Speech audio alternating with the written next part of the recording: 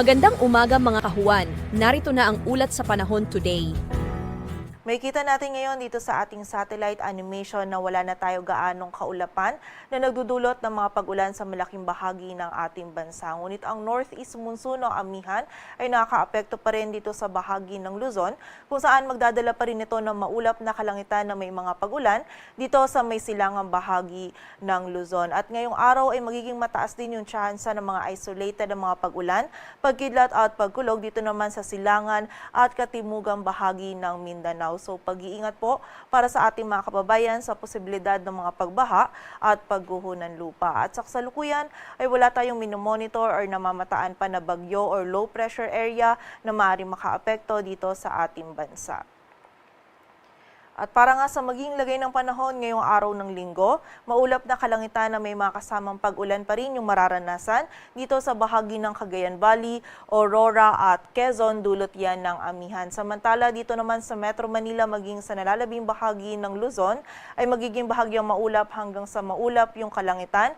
Medyo malamig pa rin po yung panahon na mararanasan lalong-lalo na dito sa area ng Northern Luzon at meron pa rin tayong posibilidad ng mga isolated na mga pag-ulan na dulot pa rin ng amihan.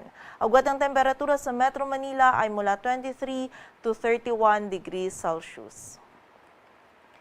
Samantala sa bahagi naman ng Visayas at Mindanao, ang buong bahagi po ng Visayas at Mindanao ngayong araw ay makakaranas din ng bahagyang maulap hanggang sa maulap na kalangitan, ngunit meron pa rin tayong posibilidad ng mga isolated na mga pag-ulan, pagkidlat at pagkulog lalong-lalo na yan dito sa area ng Caraga at Davao Region, dulot yan ng easterly. So muli po, pag-iingat pa rin para sa ating mga kababayan sa posibilidad ng mga pagbaha at pagguho ng lupa.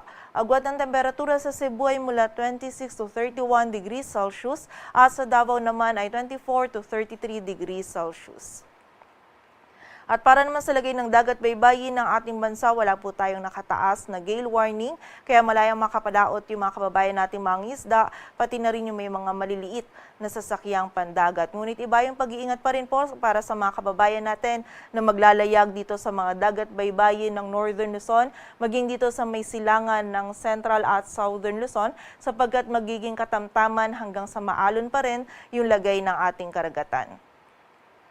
Dito sa Metro Manila, ang araw ay sisikat mamayang 6:25 ng umaga at lulubog mamayang 5:49 ng hapon.